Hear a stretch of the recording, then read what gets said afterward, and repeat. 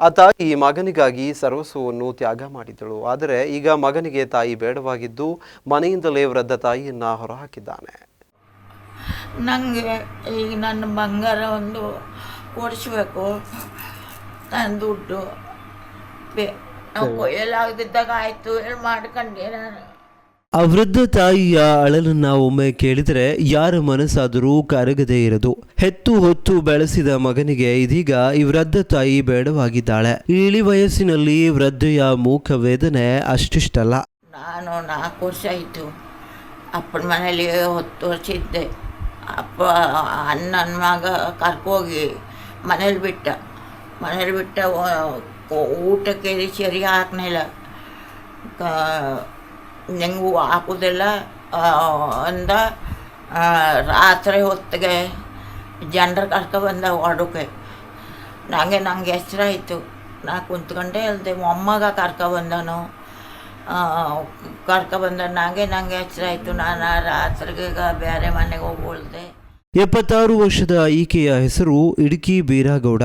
ಉತ್ತರ ಕನ್ನಡ ಜಿಲ್ಲೆಯ ಕುಮಟಾ ತಾಲೂಕಿನ ಕೂಜಳ್ಳಿಯ ಹೆಗಲೆಯ ಈಕೆ ಕಳೆದ 4 ವರ್ಷಗಳಿಂದ ಅನಾಥಾಶ್ರಮದಲ್ಲಿ ಬದುಕುತ್ತಿದ್ದಾಳೆ. 2 ಎಕರೆ ಅತಿಕ್ರಮಣ ಭೂಮಿ ಹೊಂದಿದ್ದ ಇಡುಕಿ ಬೀರಾಗೌಡ ಕೃಷಿ ಕೆಲಸದ ಜೊತೆಗೆ ಕೂಲಿ ಕೆಲಸವನ್ನ ಮಾಡಿ ತನ್ನ ಮಗನನ್ನ ಬೆಳೆಸಿದ್ದಳು. ಮಗನಿಗೆ ಮದುವೆ ಕೂಡ ಮಾಡಿಸಿದ್ದಳು. ನಂತರದಲ್ಲಿ ಮಗನ ವರ್ತನೆ ಬದಲಾಗಿದೆ ಎಂಬುದು ತಾಯಿಯ ಆರೋಪ. ಮತ್ತು ಒಳ್ಳೆ ಒಂದು ಪಕ್ಕದಲ್ಲಿ ಮನೆ ಇತ್ತು, ಬೆಟ್ಟದಲ್ಲಿ ಒಂದು ಕಡೆ ಒಂದು ಮನೆ. ಒಳ್ಳೆ ಅವ್ರ ಮನೆಯಲ್ಲೇ ಉಳ್ಕೊಂಡು ಮತ್ತು ಪೊಲೀಸ್ ಸ್ಟೇಷನ್ಗೆ ಬಂದೆ. ನಾವು ಹಿಂಗೆ ಹೊಡೋಕೆ ಬಂದರು. ಮತ್ತು ನನ್ನ ಜೀವ ಒಂದು ತಪ್ಪಿಸ್ಕೊಂಡು ನಾ ಅಂದೆ. ಹಂಗೆ ಅವರು ಎಂತ ಅಂದರು, ದುಡ್ಡು ಒಂದು ಕೊಟ್ಟರು, ದುಡ್ಡು ಕೊಟ್ಟರು. ಸೀರೆ ತಗೊಂಡು ಹೋಗು, ಊಟ ಮಾಡ್ಕೊಂಡು ಹೋಗು ಇಲ್ಲಿ. ಹಂಗೆ ಊಟ ಮಾಡ್ಕೊಬಕ್ಕೆ ಇದಕ್ಕೆ ಹೋಗು, ಆಶ್ರಮಕ್ಕೆ ಹೋಗು ಅಂದರು. ಹಂಗೆ ನಾನು ಆಶ್ರಮಕ್ಕೆ ಬಂದೆ. ಅಮ್ಮನ ಕೈಲಿ ಹೇಳಿದೆ. ಅಮ್ಮ ಊಟ ಹಾಕಿಕೊಂಡ್ರು. ಮಗ ತನ್ನ ವೃದ್ಧ ತಾಯಿ ಕಷ್ಟಪಟ್ಟು ಕೂಲಿ ಮಾಡಿ ಕೂಡಿಟ್ಟಿದ್ದ 1 ಲಕ್ಷ ರೂಪಾಯಿ ಹಣ ಹಾಗೂ ಆಕೆಯ ಒಡವೆಯನ್ನ ಕಿತ್ತುಕೊಂಡು ಹೊರಹಾಕಿದ್ದಾನೆ ಎಂಬ ಆರೋಪ ಇದೆ. ಅಷ್ಟೇ ಅಲ್ಲದೆ ಈ ಹಿಂದೆಯೂ ಕೂಡ ಆತ ತಾಯಿಯನ್ನ ಹೊರಹಾಕಿದ್ದ. ಈ ಪ್ರಕರಣ ಪೊಲೀಸ್ ಮೆಟ್ಟಿಲೇರಿತ್ತು. ಆಗ ಪೊಲೀಸರು ಆತನನ್ನ ಕರೆಯಿಸಿಕೊಂಡು ಮುಚ್ಚಳಿಕೆ ಬರೆಯಿಸಿಕೊಂಡಿದ್ದರು. ತಾಯಿಯನ್ನ ಚೆನ್ನಾಗಿ ನೋಡಿಕೊಳ್ಳುತ್ತೇನೆ ಎಂದಿದ್ದ ಮಗ ಮತ್ತೆ ಅದೇ ಚಾಳಿ ಮುಂದುವರಿಸಿದ್ದನಂತೆ. ಹೀಗಾಗಿ ಕುಮಟಾದ ಹೆಗಡೆಯ ಜಾನಕಿರಾಮ ವೃದ್ಧಾಶ್ರಮದಲ್ಲಿ ಆಶ್ರಯ ಪಡೆದಿದ್ದಾರೆ. ಬೆಂಗಳೂರಲ್ಲಿ 4 ವರ್ಷ ಇದ್ದೆ ಕೆಲಸಕ್ಕೆ. ಒಳ್ಳಿದ್ದೆ. ನನ್ನ ಮಗ ಫೋನ್ ಮಾಡಿ ಕರೆಸಿದ. ನಾ ಎಲ್ಲ ಮುಗಿಸ್ಕೊಂಡೆ ಬಾ, ನಮ್ಮ ಮನೆಯಲ್ಲೇ ಉಳಿನಕ್ಕ, ನಾ ಉಂಡದ್ದೇ ಒಂದು ಚಿಪ್ಪು ಉಣ್ಣಕ್ಕೋ ನೀನು ಅಂದ. ಹೀಗೆ ಇದೆ. ಈಗ ನಿಮ್ಮ ನಂಗೆ ಗೊತ್ತಿಲ್ದಾಗ ಮನೆಗೆ ಕಳಿಸ್ಕೊಟ್ಟ. ಮನೇಲಿ ಇಟ್ಕೊಂಡಿಲ್ಲ.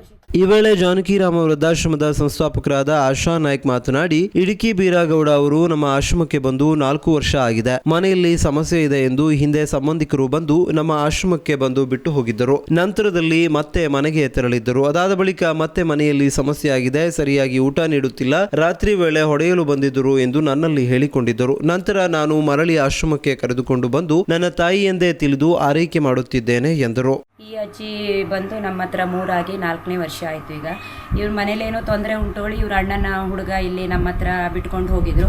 ಆಮೇಲೆ ಒಂದು 2-3 ತಿಂಗಳ ಬಿಟ್ಟರು ಇಲ್ಲಿ. ಆಮೇಲೆ ತಾಯಿ ಮಗನ ಒಂದು ಮಾಡಬೇಕು ಅಂತ ಅವರು ಮತ್ತು ಯಾರ್ಯಾರು ಎಲ್ಲ ಸೇರಿಕೊಂಡು ಪೊಲೀಸ್ ಸ್ಟೇಷನ್ಗೆ ಒಂದು ಕಂಪ್ಲೇಂಟ್ ಮಾಡಿಕೊಂಡು ತಾಯಿ ಮಗನ ಒಂದು ಮಾಡಿ ಕಳಿಸ್ಕೊಟ್ರು. ಅವ್ರು ಇಲ್ಲಿ ಬರುವಾಗ ಅವ್ರದ್ದು ಸ್ವಲ್ಪ ದುಡ್ಡು ಇತ್ತು, ಬಂಗಾರ ಇತ್ತು, ಅದೆಲ್ಲ ಏನೇನಿದೆ ನಾವು ಫೋಟೋ ಸಮೇತ ಇಟ್ಕೊಂಡು ಆ ಪೊಲೀಸ್ ಸ್ಟೇಷನಲ್ಲಿ ಅವರು ಪೊಲೀಸರ ಎದುರಿಗೆ ಅವ್ರ ಮಗನಿಗೆ ಮುಟ್ಟಿಸಿ ಆಯಿತು.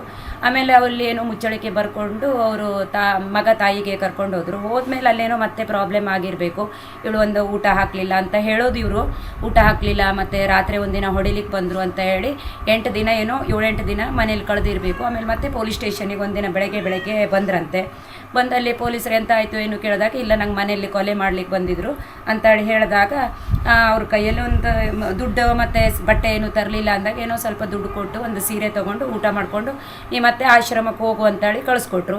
ಆಮೇಲೆ ಒಂದು ಸರಿ ನಾನು ಅಜ್ಜಿ ಕರ್ಕೊಂಡು ರಿಕ್ಷಾ ಮಾಡ್ಕೊಂಡು ಅವ್ರ ಮನೆ ಹೋದಾಗ ತುಂಬ ಮಾತಾಡಿದ್ರು, ತಾಯಿ, ಸೊಸೆ, ಮಗ, ಮೊಮ್ಮಕ್ಕಳು ಎಲ್ಲರೂ. ಆಮೇಲೆ ಇವ್ರಿಗೆ ಇಟ್ಕೋತೀರಾ ಏನು, ಇಲ್ಲ ಅವ್ರದ್ದು ಏನದೇ ಅವ್ರದ್ದು ಸಾಮಾನು ಕೊಡಿ ಅಂತೇಳಿ ನಾವು ಮಾತಾಡಿದ್ರು. ಇಲ್ಲ ನಾನು ಕೊಡೋದಿಲ್ಲ, ಅದನ್ನು ಎಲ್ಲಿ ಮುಡಿಸ್ಬೇಕು ಅಲ್ಲಿ ಮುಡಿಸ್ತೀನಿ, ನಾನು ಯಾರ ಹತ್ರ ಮುಡಿಸ್ಬೇಕು, ಪೊಲೀಸ್ ಸ್ಟೇಷನಿಗೆ ಹೋಗಬೇಕು ಅಂತ ಆಯಿತು ಅಂದರು. ಆಮೇಲೆ ಮತ್ತೆ ನಾನು ಇವರಿಗೆ ರಿಟರ್ನ್ ಆಶ್ರಮಕ್ಕೆ ಕರ್ಕೊಬಂದೆ. ಒಟ್ಟಾರೆ ಚಿಕ್ಕಂದಿನಿಂದಲೂ ಮಕ್ಕಳನ್ನ ಕಷ್ಟಪಟ್ಟು ಸಾಕಿ ಸಲುಹಿದ ತಂದೆ ತಾಯಂದಿರನ್ನ ಇಂತಹ ಮುಪ್ಪಿನ ವಯಸ್ಸಿನಲ್ಲಿ ಹೊರಹಾಕದೆ ಅವರನ್ನ ಪ್ರೀತಿಯಿಂದ ನೋಡಿಕೊಳ್ಳಿ ಎನ್ನುವುದೇ ನಮ್ಮ ಆಶಯ. ವಿಸ್ಮಯ ನ್ಯೂಸ್, ನಾಗೇಶ್ ದೇವಗಿ, ಕುಮಟಾ.